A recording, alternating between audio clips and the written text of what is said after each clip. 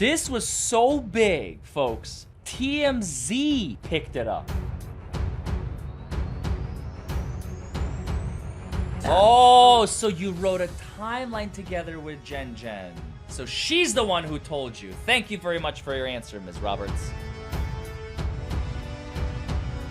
All right, Ms. McCabe.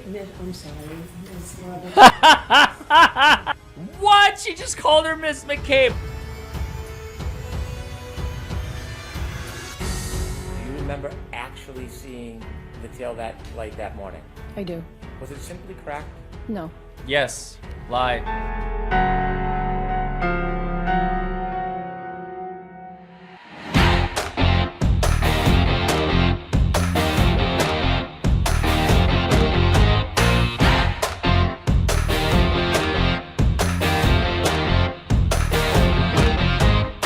Well, hello everybody, and welcome back to Buckle Up, It's the Law. Folks, today is one of the biggest videos I think I am ever going to make, at least for the foreseeable future, because we have none other than Kerry Roberts. Kerry Roberts was like witness number 40-something in the first trial, but for some reason, Brennan decided to put her on second this time around, and thank God he did. Wow. Kerry Roberts, Jennifer McCabe's mouthpiece, needs to set the stage for what is going to happen for the rest of this trial. Now, we've already covered Timothy. If you have not seen it, go ahead and go check it out.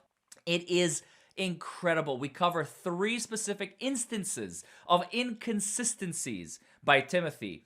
When he talked about the I hit him language, the puffy coat, and what he was doing on the scene. So go check out that video if you have not seen it. But today, folks, oh my God, you want to watch this video until the very end? Because at the very end is where the bomb drops. And followed by this one, we're going to do Peggy O'Keefe, Mama Bear O'Keefe, and then Guarino, and then all the other ones. There's going to be 1 video per day every day, and I will be covering a witness from the trial every single day, probably in chronological order. Like I said, folks, you do not want to miss this video, and absolutely watch until the end because the bomb drops at the end. Also, don't forget to like this video, subscribe, etc.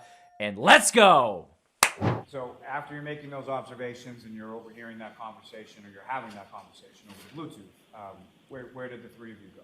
We went to Meadows, to John's house. This is trial number 1. How was it that each of you sort of got from Ms. McCabe's house to John's house on Meadows? Jen drove Karen's car, and I followed behind in my car. And when you arrived there, where did you go? Where did you park? I pulled in, I think I pulled in right behind. She pulled her car sort of in front of the garage bays, and I pulled in the driveway behind her. And when you say she, do you know who was driving? Jen McCabe, sorry. Driving, and Ms. Reed's in the front passenger seat. Correct. And you're driving your car behind. Correct. And what kind of car did you have? A Ford Explorer. Do you recall what color it was? Dark gray. They really like their As Fords. far as Ms. Reed, do you recall what kind of vehicle she had at that point? A Lexus SUV. Do you recall what color that was? Black. Now, with respect to Mr. O'Keefe, do you recall what kind of vehicle John O'Keefe had? He has a Traverse. And do you recall what color that was? It's like a beige green. Ms. Roberts, you've previously testified that when you arrived... So, as you can see, we clearly jumped from trial number 1, direct examination by Lally, and now we are doing trial number 2, cross-examination by Jackson. So let's see what he does to her. After you met up with Ms. Reed at Jen McCabe's house that morning, so this is just after 5 o'clock or so, the 3 of you arrived back at One Meadows, correct? Is that right? I'm sorry. Correct. Okay. You're trailing the Lexus SUV, correct? Correct. The Lexus pulls in to the driveway, and you pull in directly behind Ms. Reed, and Jennifer McCabe is driving. Correct. You're driving your SUV, correct? Correct. You've previously testified that when you arrived at One Meadows at that moment, that once that SUV, the Lexus SUV, had pulled in and you pulled in behind the Lexus, you got out of the Lexus, sorry, you got out of your SUV, they got out of the Lexus, and that's a point at which Karen showed you the back of her taillight and said something to the effect of, do you think I hit him? Do you think I hit him? Oh my God, do you think I hit him? Do you recall that? I recall saying I didn't know if it was when we were coming or going, but she did point out the taillight. Okay. What When about you I hit him? previously testified under oath, your quote was, quote, Karen pulls in and I pull in behind her. Mr. Jackson. The sirens. Page Just and like line trial numbers number one. when Yes. offering statement. Just like trial number Sure. one. It's the SGJ, the grand jury, page 58, lines 14 through 19 for court and counsel. Thank you. Did you testify, quote, Karen pulls in and I pull in behind her, period. When we get out, and Karen is now showing us the back of the car saying, my taillight, do you think I hit him? Do you think I hit him? Oh my God, do you guys think I hit him? Question mark. End quote. Is that how you testified? May I see it? Sure.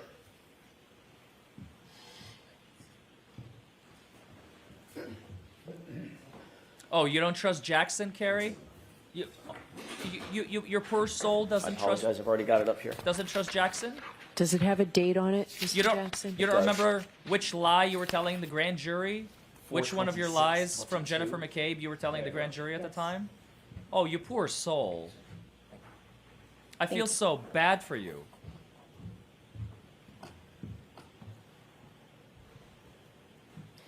Do you have the pages after this? I'm sure I do. Look at her Because in the shaking. pages after this, I My say, question, She is Mr. Roberts, shaking. is that a quote that I just said? Is that accurate? Do you see it in the Look at Yes, the it is. paper. The paper is like a leaf. approach? Yes. She is Just for shaking. reference, I'd like to. I'm going to show you both pages. That's the page I asked you to look at, and then the She following. is page as well. terrified. Please take your time. Absolutely terrified. I see it now. May what I? I'm looking for is still not here, because I did say I wasn't sure if it was Yes. before or after. Ms. Roberts, you do have to wait for a question. When you gave this testimony, you were in front of a grand jury, correct? I'm not sure which one that is. Oh my God. Do you remember testifying in front of a grand jury on April 26th, 2022? Yes, Okay, about 2 years ago. yes, Sorry, 3 years ago. You were under oath at the time. Is that right? yes, Things were fresher in your mind at that time than they are now, 3.5 years later, I'm guessing. Correct? yes, Okay. You were asked the question to describe the circumstance when you arrived at One Meadows. Is that right? yes, And the answer that you gave was, quote, we pulled into it's a driveway, there's two cars, and then two cars, then a single, so John's car is there. Karen pulls in, and I pull in behind her. When we get out, and Karen is now showing us the back of the back of the car, saying, my taillight, do you think I hit him? Do you think I hit him? Oh my God, do you guys think I hit him? That was your testimony at the time, correct? yes. What is it that you were doing? Oh, wait a minute. Oh, okay. So we've got an inconsistency. Interesting. Let's see what else Jackson is going to pull out, because we know that he's about to hit a home run with Kerry Roberts, as we've already, for those of you who've already seen the trial, for those of you who haven't, oh my God. Just wait. Just wait. It gets glorious. And by the way, this is a good time to remind you all, John O'Keefe, when he was hit by Karen, allegedly, this is the prosecution's theory, remember. The defense's theory, and the one that I subscribe to, is that John O'Keefe was beaten and killed inside the house and maybe taken outside to die of hypothermia. That is the most likely scenario. But regardless of which one it is, depending on who you subscribe to and who you believe is the correct and accurate depiction of how he died, John O'Keefe, remember that John's parents would have a wrongful death claim against the perpetrators. And in this case, I believe they were the McAlberts, not Karen Reed. And who would represent Peggy and her husband for the estate of the now deceased officer, John O'Keefe? That's when my office would come in. You guys know I represent Bao in his action against Massachusetts State Police for unlawful use of force. And I could be representing John O'Keefe's parents, for example. 1-844-774-HURT. So remember that as we continue watching this. Doing when you first sort of come over to Mr. O'Keefe? Well, Karen was laying on top of him, and I told her to get off him because I was going to do CPR. And I said, Jen, you need to call 911. And I started CPR on his chest compressions. And then Karen was giving him mouth to mouth. And as far as CPR goes, is that something that you had any training in prior to this? Yes. And can you tell the jury a little bit about that as far as what, if any, training did you have as far as CPR was concerned? I get CPR certified every 2 years through the American Red Cross at work. So you start doing chest compressions, is that right? Correct. And you direct Ms. McCabe to call 911? Yes. And what was the defendant doing at that? She was doing mouth to mouth, and she was frantic again, running around. And as she was running around, what, if anything else, was she doing or saying while she was running around? Did I hit him? Did I hit him? Is he dead? Is he dead? Is that something that she said once or more than once? More than once. And similar to sort of the tonality or the volume of the voice that you were describing before, was that consistent when you're there sort of in front of the house? Yes. Now, in relation to where you were with Mr. O'Keefe, obviously you've never been in this house before, is that right? Correct. What, if anything, did you observe as far as overhead lights or street lights or anything like that around that area where you found Mr. O'Keefe? There was a fire hydrant, and there was some weird, like, electrical box thing sticking out of the ground. But you don't recall any sort of like overhead lights or anything like that? I don't recall. Now, this process of you sort of doing compressions and Ms. Reed is doing mouth-to-mouth and then running around, is the mouth-to-mouth that she's doing, is that sort of consistent or is it intermittent between, when is the running around in relation to the mouth-to-mouth? I don't remember which was first. Or I was concentrating on doing chest compressions. And so while you're doing the chest compressions, at some point do first responders start to arrive? Correct. And about how long was it from the time that you sort of get out of the vehicle, go over, realize it's Mr. O'Keefe, et cetera, and to when the first responders arrive? I don't know. Wasn't long. Maybe under 10 minutes. During that time, or during any amount of time that you were there, did you see anybody from any of the houses on the street come out of the house or any neighbors come out or anything like that? No. Do you remember when the Okay, so that was trial number 1. Now we're back in trial number 2. Trial number 1, Lally, direct examination, and now Alan Jackson, trial number 2, cross-examination. Let's see what we find. officer first arrived, you and Miss Reed specifically were at Mr. O'Keefe's body. Yes. Where was Miss McCabe at that moment? She was there too, but she was waving down the first responders because it was dark out and he couldn't see us. He had a spotlight. You and Miss Reed were both providing some level of CPR, some level of life-saving efforts. Yes, as was Miss McCabe. What was Miss McCabe doing? When I was doing chest compressions and Karen was doing mouth to mouth, Jen was either on the phone with 911 or handing me baby blankets. Okay. At some point, she did take over doing chest compressions because I asked her to. Okay.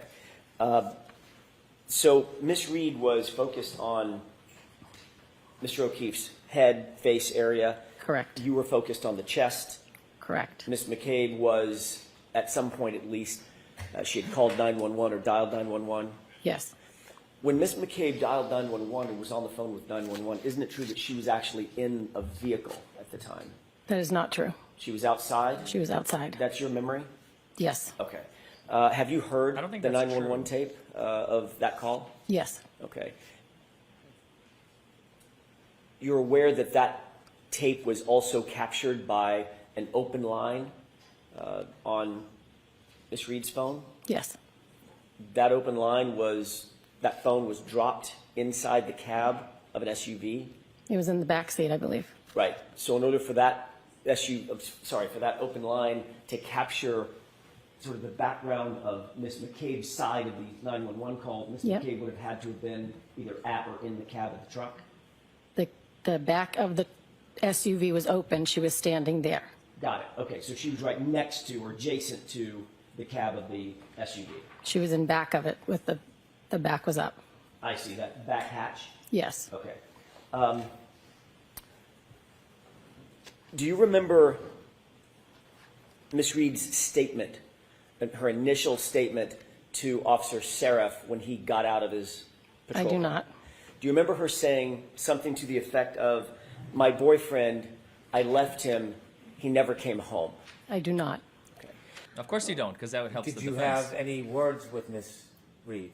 Okay, now we're switching. This is Hank Brennan, direct examination, trial number 2. So pay attention. I'm gonna lead you guys so you understand who the speaker is, because now we got to change. Now let's focus on what Brennan got out of Kerry in direct examination that is inconsistent. Told her to shut up several times because I was trying to drive and I couldn't concentrate. I told her to sit back and buckle up because it was bad driving. I didn't want to get into an accident and her not have a seatbelt on.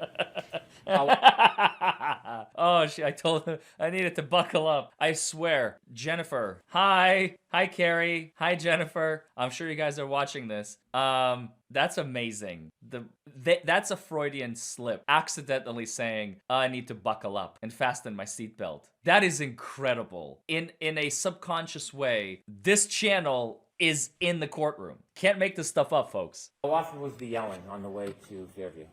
Oh, several times. It was like you couldn't control her. And I was trying to drive in a blizzard. You went down Spring Road before you get to Fairview? No, Spring Lane is before Fairview off of Chapman. And did anything remarkable happen on Spring Lane? I'm sorry? Anything remarkable happen on Spring Lane? No. More of the same? Yes. Now, you mentioned yesterday that when you got to Fairview, the defendant began kicking your door. Yes. When you looked out, you didn't see anything. I did not. And at some point, you ran over to where Miss Reed was. Yes. Tell us what your first observations are when you get close to the defendant. Well, it was a shape of a body, like the length of a body, shape of a body. She ran over and I said, oh my God. I jumped out of the car. I ran over and she was lifting up his shirt to try and warm him, I guess. So I went over to his head and I began to dig his head out of the snow. To dig his head Can out you of take the us snow. back and describe for us what you're seeing? Wait.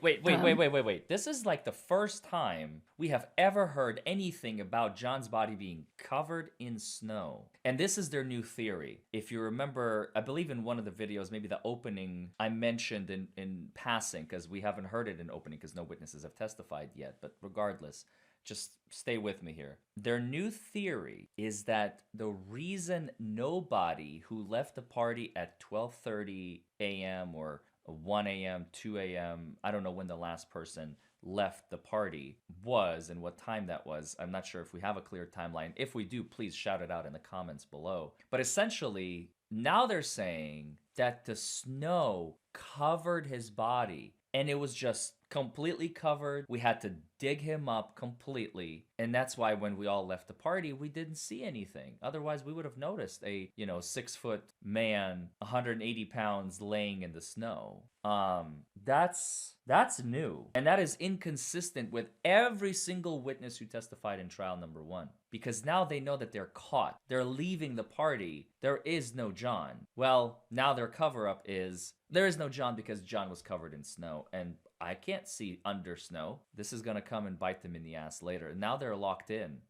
They cannot change their testimony now. Because if other witnesses say, no, he wasn't covered in snow, well, then you did see John's body and you chose to ignore it. Or you're lying. Or Kerry's lying. That's it. You are locked in, Jennifer. There are no backseas now. This is sworn testimony. You understand that, right? There's a big difference between telling your lies on the street and manipulating people on the street and trying to manipulate a court process. Big difference.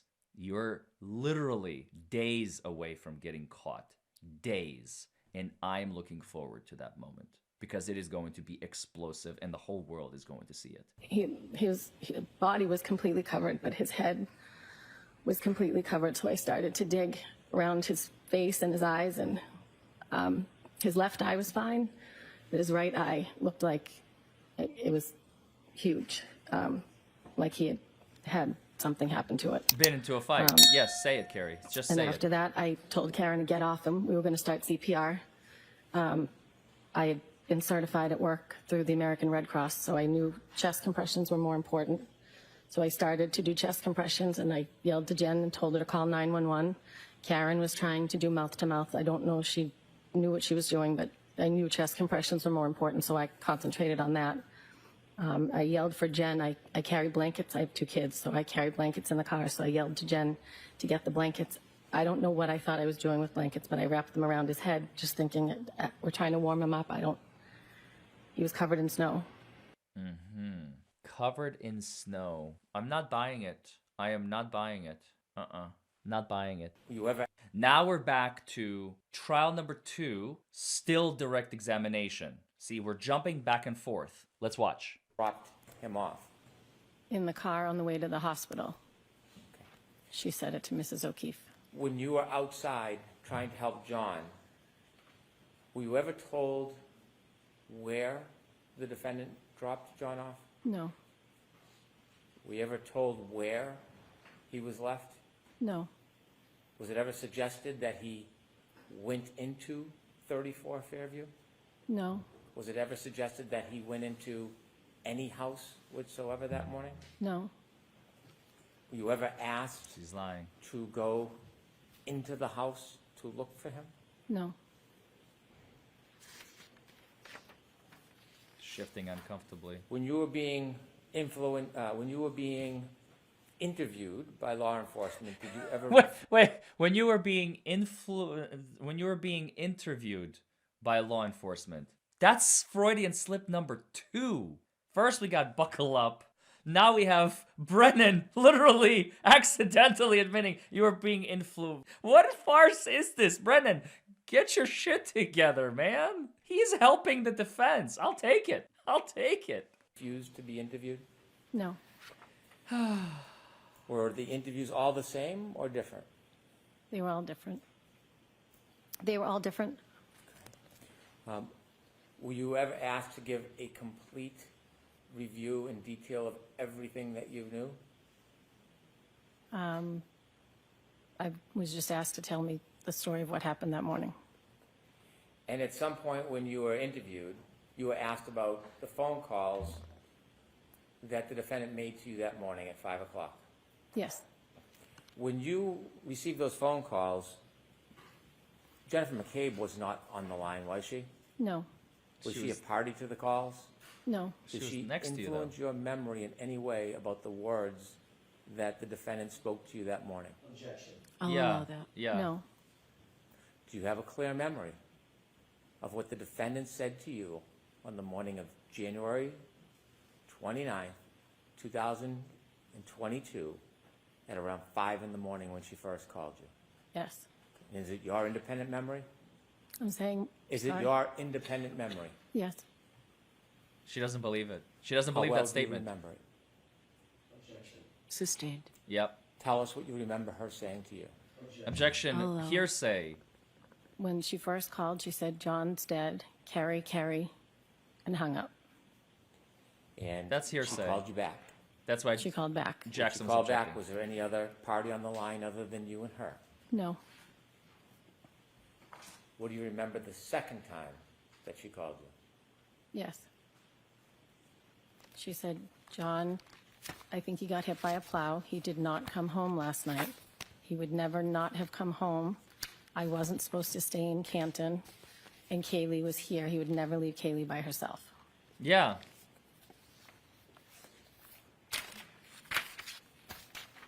Did anybody ever ask you to lie No, or exaggerate? no. Would you? Say that? Would you? No, Sustained. Yeah, what the...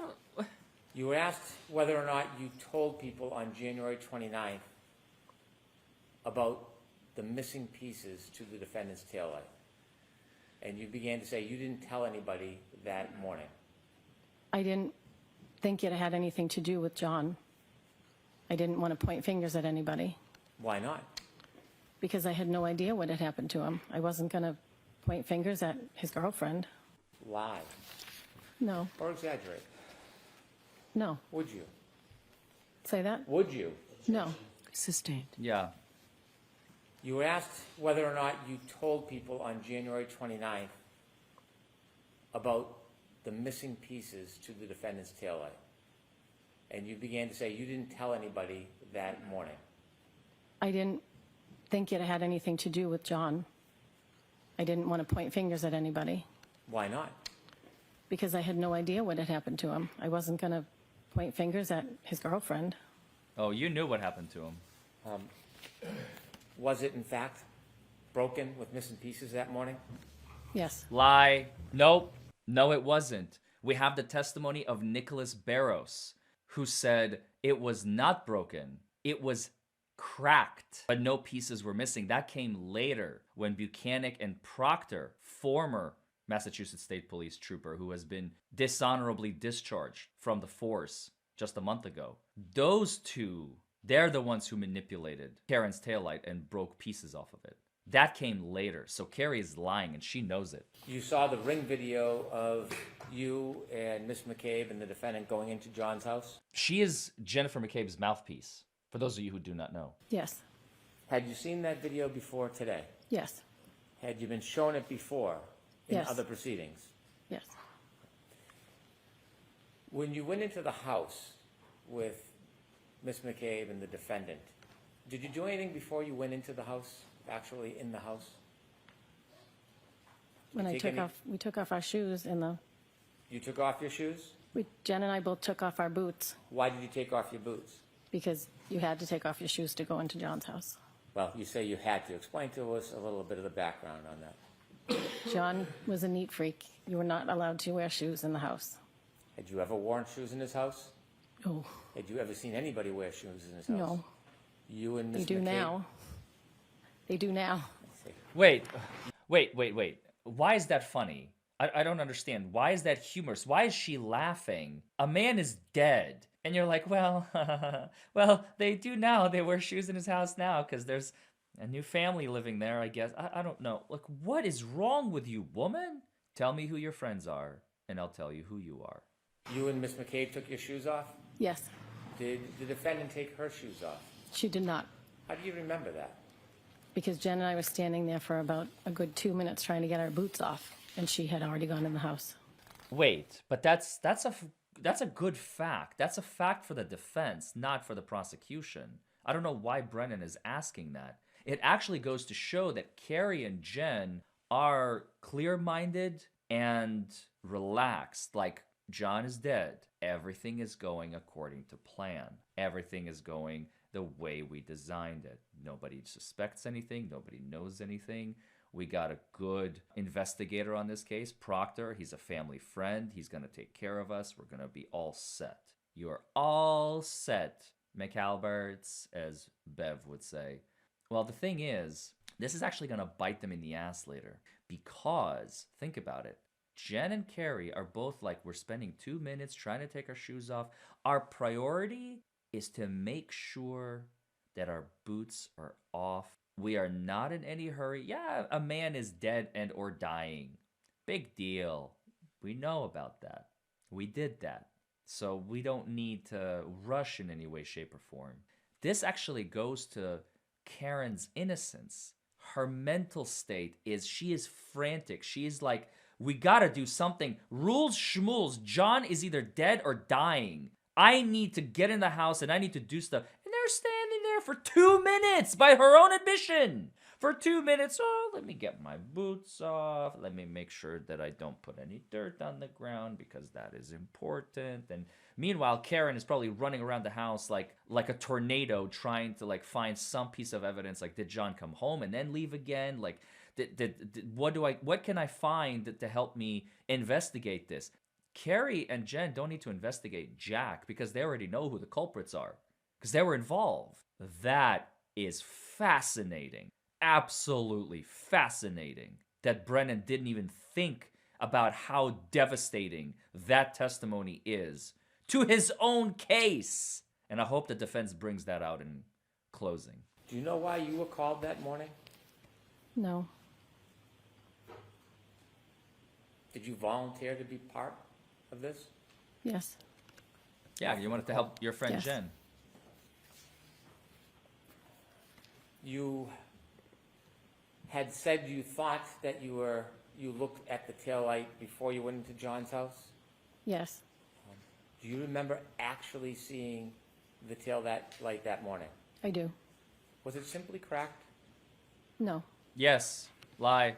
That's him trying to preemptively prevent Barros's testimony that's going to come later. Kerry, that's why he called Kerry second after Timothy Nuttall. Kerry is the key. She is the Jennifer McCabe in disguise. Like, she's got the Jennifer McCabe mask on because she's using Kerry as her mouthpiece because they're besties. They're friends, you see. And so now, from the get-go, the jury's like, it was broken that morning, and that is it. And then later, Brennan is hoping that the testimony of Barros will then be diluted by the fact that, well, the jury's already heard, it was broken.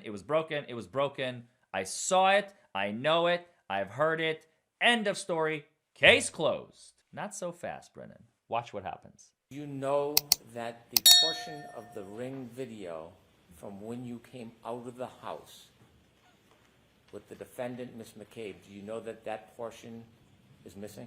Objection. Sustained. Yeah. Yeah, she Have can't you possibly ever know. seen any ring video depicting when the defendant was showing you her missing pieces of taillight that morning? No. Despite no video, are you certain that you saw it? Say it again. Are you certain that you looked at it with the defendant that morning in that driveway? Objection.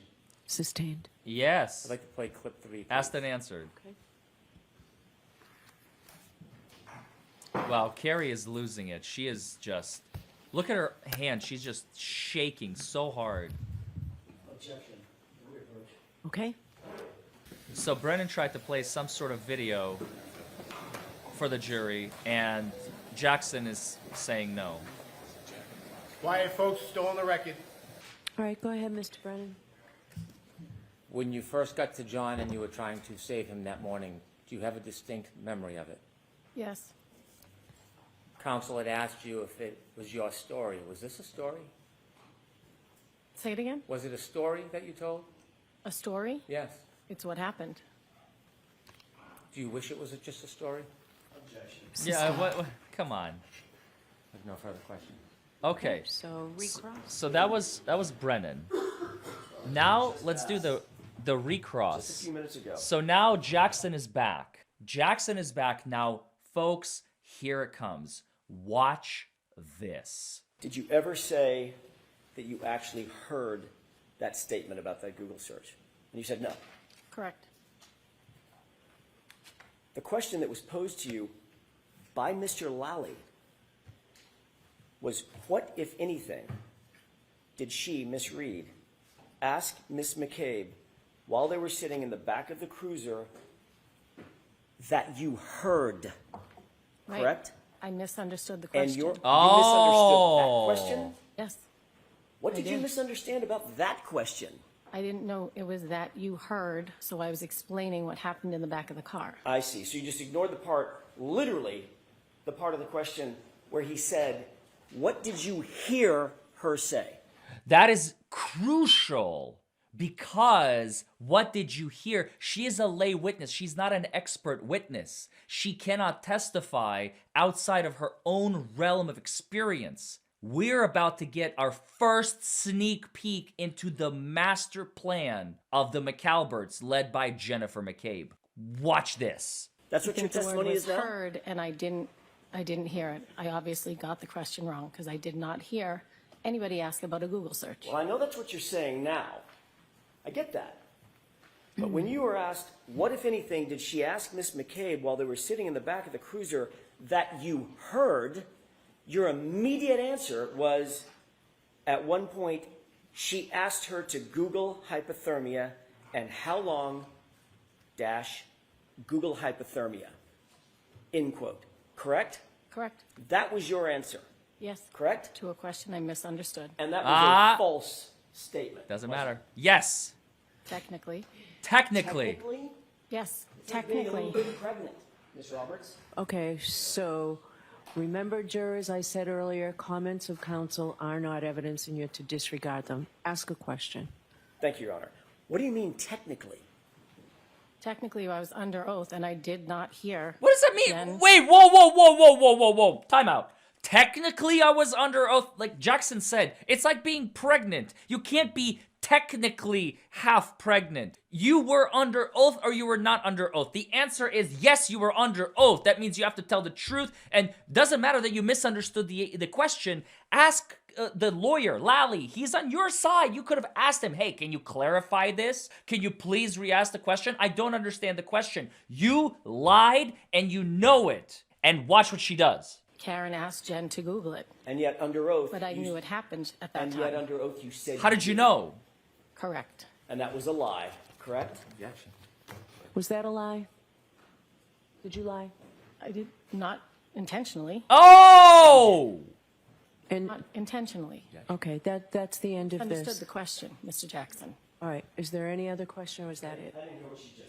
I said I misunderstood the question, Mr. Jackson. Oh, look at her anger. Oh, you can tell she's like, I am caught and I have no way out. I misunderstood the question, Mr. Jackson. You can see her channeling Jennifer McCabe, like, Jennifer, I really need you here. You need to hold my hand, at least like in theory. I will never betray you, my good friend, Jennifer. Oh, God, look at that furious anger that she is just, I mean, she is ready to kill. That's a look that can kill right there. Oh, my God, pun intended. That's what happened. All right, Can I ask one more question? okay? In that quote, you said, at one point she asked her to Google hypothermia and how long. Then you corrected yourself and finished with Google hypothermia. What did you mean by how long? What were you about to say? I don't recall. Had someone told you something about a phrase that started with how long? How long I to don't die in the recall. cold? I don't recall. Like, for instance, how long to die in cold? I don't recall. Okay. All right, Ms. McCabe, I'm sorry, Ms. Roberts.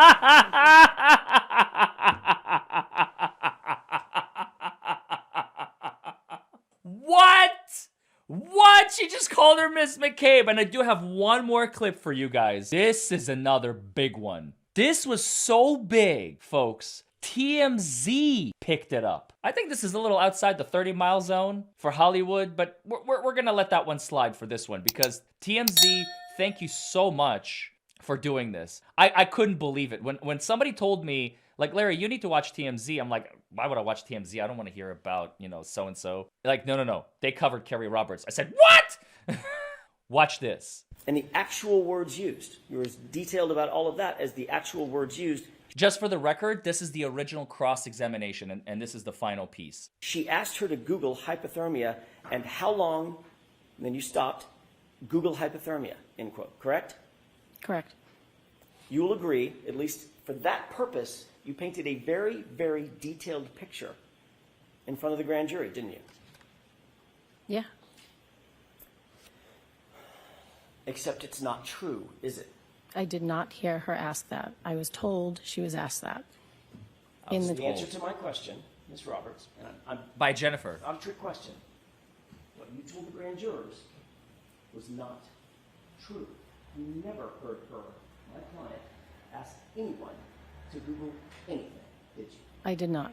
And yet, that's what you testified to under oath, under penalty of perjury, in front of the grand jury, didn't you?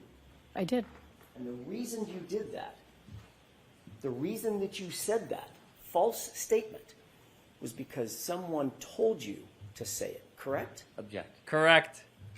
Is that, I'm going to let her answer that. Nobody told me to say it. Yes, they did. I knew it happened at that time. How did you know? Which is why I said it. How could you know? How did you know it happened, Ms. Roberts, if no one told you it happened? Because Yes. we wrote a timeline. We already spoke about that. Oh, so you wrote a timeline together with Jen. So she's the one who told you. Thank you very much for your answer, Ms. Roberts. The line that Jennifer McCabe helped you with, that influenced your testimony in front of the grand jury, correct?